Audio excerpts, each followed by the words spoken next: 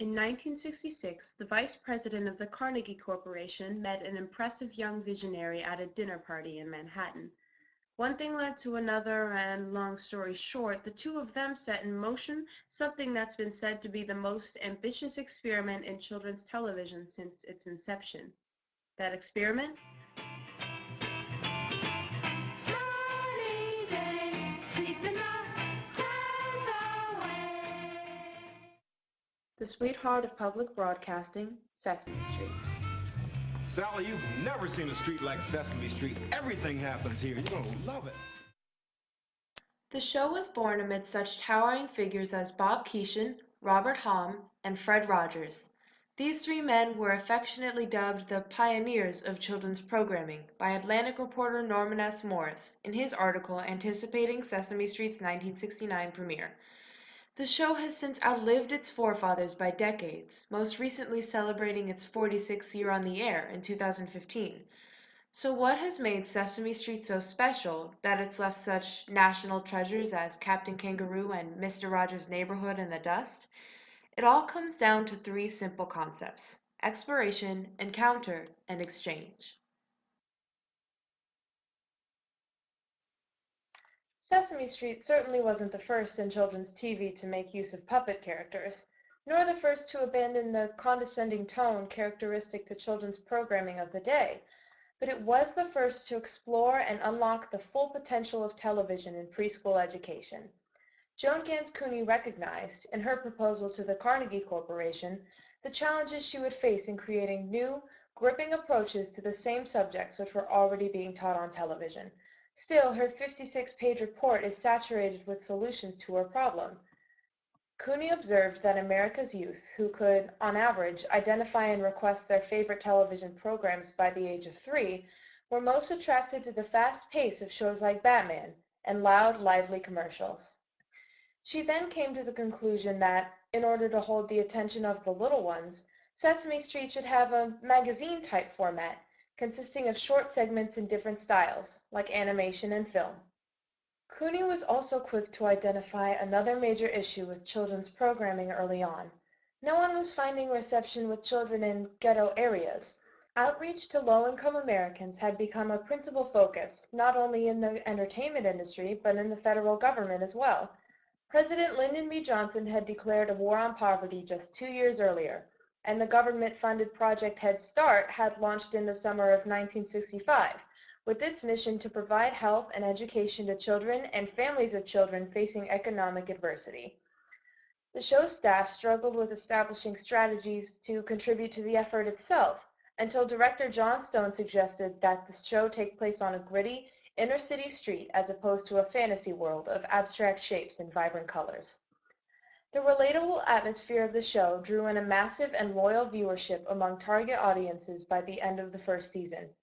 For example, a survey conducted after Sesame's first season in 1970 contended that in Bedford-Stuyvesant, a predominantly low-income area in New York, nearly 90% of children ages 2 to 5 tuned in regularly. Both experiments in the still shiny medium of television were wildly successful, and with the attention of one-third of the nation's toddlers on them from the early 70s, the Sesame Street team found themselves in an incredibly powerful position.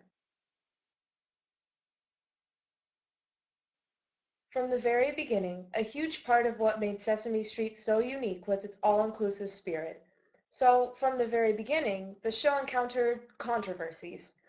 As the nation had just sprung free from the clutches of the civil rights movement, Joan Gans Cooney knew exactly the statement she was making when she gave her non-negotiable demand for a multiracial cast for the show, consisting of 2 whites and 2 Negroes, or Puerto Ricans. Mississippians were so disturbed by the thought of racial integration on their children's programming that they demanded Sesame Street come off the air, but the show didn't budge.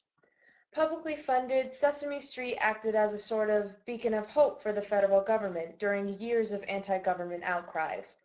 America was in the throes of the war in Vietnam and in between rights movements, and needless to say, tensions were high. Sesame Street was a source of positivity and good that had come from the government, so it wasn't going anywhere. In fact, Sesame Street would live to encounter complicated events and concepts, as well as the challenge of explaining them to children, for decades to come. With the help of the show's team of leading psychologists and child developmental experts, Sesame Street would later tackle such subjects as Hurricane Katrina and the events of 9/11 in a way that was simple, thoughtful, and would appeal and bring comfort to both child and parent. Ooh. But, Mr. Bill, like to know a secret? What? Well, Elmo was scared before, but Elmo isn't scared anymore. There was also the issue of teaching the young viewer about unshakable concepts. For example, the infamous episode regarding the death of cast member Will Lee, and with him Mr. Hooper, in which the adult characters have to teach Big Bird about what death really is and how to cope moving forward. Big Bird, Mr. Hooper's not coming back. Why not? No matter what challenge Sesame Street came in contact with, the show's utter respect for its viewers was undeniable and made for ingenious content that just couldn't be contained. As early as 1970, Sesame Street was being made available in Canada, Japan, the Philippines, Israel, Germany, and 18 additional countries. Today, Sesame Street has a staggering 147 co-productions worldwide, all participating in a massive cultural exchange, an endeavor which has been viewed as one of the most successful examples of public diplomacy to have ever been launched. The Children's Television Workshop even managed in 1997 to convince Israelis and Palestinians to hold a joint production of Sesame Street, so that they may plant a little seed for peace. Before Sesame Street first aired, the Children's Television Workshop stated that their objective was to promote the intellectual and cultural growth of preschoolers, particularly disadvantaged preschoolers. This statement is especially meaningful in developing nations and third world countries, like South Africa, which holds the branch Takalani Sesame and various variations of it. This show takes an approach similar to the one used by Sesame Street to educate young children on regional issues like malaria prevention, while allowing them to learn in their own language and on their own terms. The show even has a character named Kami who is HIV positive. Kami is representative of the 6.3 million people living with HIV in South Africa, but she also loves to read, sing, and solve scientific conundrums. And do you tell everybody that it is okay to hug someone who is HIV positive like me? I sure do, Cammy. That makes me very happy. As massive as the world of Sesame Street is today, the team at the original branch of the show have gone out of their way to promote multiculturalism as well, both cast and crew. For example, behind the scenes, the puppeteer behind beloved character Elmo, Kevin Clash, meets with the puppeteers from co-productions of the show to share tips and swap techniques.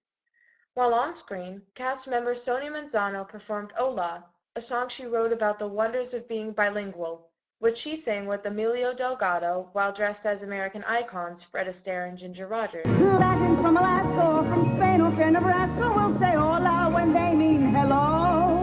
Latins from Havana or Detroit or Montana know that's just how the old greeting goes.